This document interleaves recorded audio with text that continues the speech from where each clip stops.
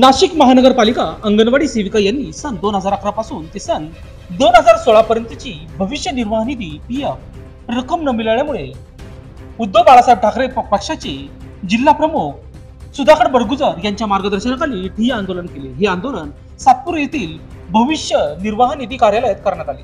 आंदोलनाच्या वेळी जिल्हा प्रमुख सुधाकर बडगुजर, महानगर प्रमुख विलास शिंदे आणि डीजी सूर्यवंशी या शिष्टमंडळाने भविष्य निर्वाह निधी आयुक्त अनिल कुमार प्रीतम यांच्याशी चर्चा केली।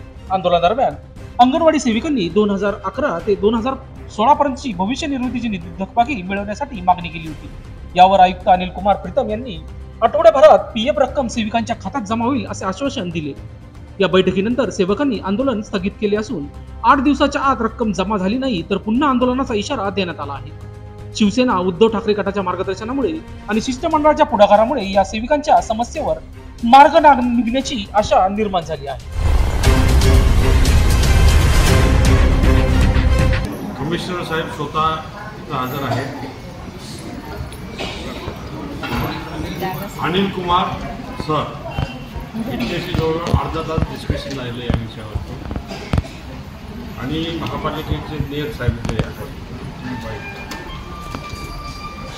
यांनी आमच्या एकत्र मीटिंगमध्ये जी चर्चा झाली ती तुम्हाला सांगणं गरजेचं आहे। 2011 पासून तर 16 पर्यंत तुम्हाला जो पीएफची जी रक्कम तुमच्या खात्यावर जमा व्हायला पाहिजे होती ती जमा झालेली नाही। ती रक्कम आहे 2 लाखच्या समथिंग प्रत्येकाची 2 लाखच्या जवळपास आणि प्लस 2011 पासून आतापर्यंतचा इंटरेस्ट व्याज जे काही असेल ते जमा करण्याची जबाबदारी त्यांनी आमच्याकडे 8 दिवसाची मुदत मागितली। आम्ही त्यांना 6 दिवसाची मुदत दिलेली आहे। 6 दिवसात जर तुमच्या अकाउंटवर पैसे जमा झाले नाही तर मग आपल्याला नेक्स्ट भूमिका काय घ्यायची ती आपण घेणार आहोत। पण त्यांच्या बोलण्यातलं जे आलं ते तुम्हाला कळवलं पाहिजे। त्यांच्या बोलण्यातनं 2 मुद्दे चांगले आले की तुम्हाला वयाच्या 58 वर्षानंतर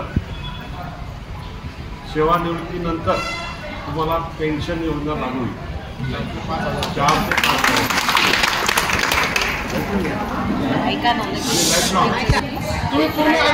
त्यांनी आपल्याबद्दल दाखवलेली सहानुभूती त्यामुळे त्यांचं जोरात एकदा टाळ्या केलं।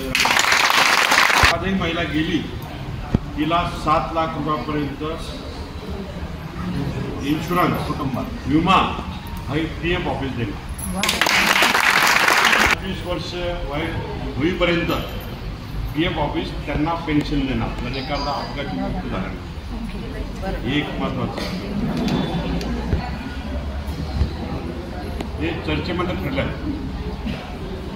त्यामुळे आपलं आंदोलन आजचं आपण पुढचं स्थगित करण्याचा निर्णय घेतला आहे। 6 दिवसाची मुदत त्यांना देतोय। मान्य आहे ना तुम्हाला? दिवाळीच्या आधी तुम्हाला तुमचे पैसे ट्रान्सफर होऊन जातील आणि लाडक्या बहीण योजनेपेक्षा ह्या बहिणीची योजना जर आपले पैसे ट्रान्सफर नाही केले तर यांच्यावर गुन्हे दाखल करण्याची कारवाई साहेब करणार।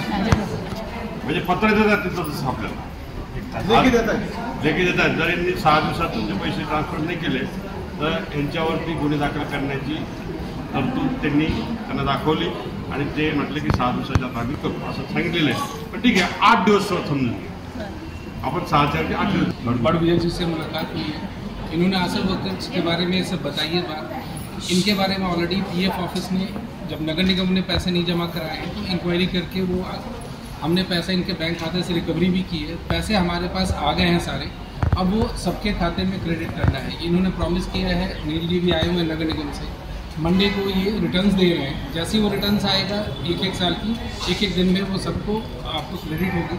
इंटरेस्ट का कोई भी लॉस नहीं होगा। जब का ये पैसा क्रेडिट है उस समय से मंथली कंपाउंडेड आपको सारे के खाते में ब्याज भी मिलेंगे। आपको ब्याज 8.5 तक करेगा।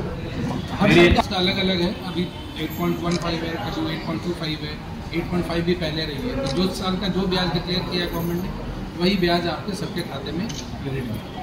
येत्या 2007 पासून सभागृहामध्ये काम करतायत, परंतु जशी आता मागे लोकसभा झाली तशी येणाऱ्या विधानसभेमध्ये महाराष्ट्राचे माजी मुख्यमंत्री उद्धव बाळासाहेब ठाकरे यांनी आपल्या पश्चिम विधान मतदारसंघातून सुधाकर भाऊ बडगुजर यांना आमदारकीची उमेदवारी डिक्लेअर केलेली आहे आणि आम्ही सर्व पक्षाचे सर्व पदाधिकारी शाखा प्रमुखपासनं तर महानगर प्रमुखांपर्यंत त्यातल्या त्यात सर्व नगरसेवक आणि विशेष करून आदरणीय महानगर प्रमुख विलासअण्णा शिंदे, DG सूर्यवंशी म्हणजे मी स्वतः, आम्ही सर्वांनी एकमताने सुधाकर भाऊ यांना निवडून द्यायचं, जेणेकरून हे बघा 10 वर्षापासून जे काम आपलं झालं नाही, त्यांना दांडगा अनुभव आहे. खासदार आपला राहील, आमदार आपला राहील, राज्यात सरकार राहील, आता जे काही प्रश्न पेंडिंग असले जरी राजकीय व्यासपीठ नसले, एक चांगला आपल्यातला माणूस, प्रशासनातला अनुभव असलेला माणूस आपल्याला विधानसभेत पाठवायचा आहे.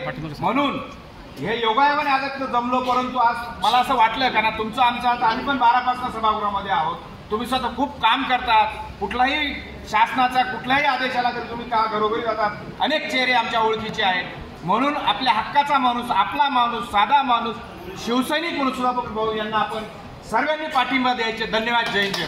लोकशास्त्र न्यूजसाठी बंटी आढाव, सातपूर.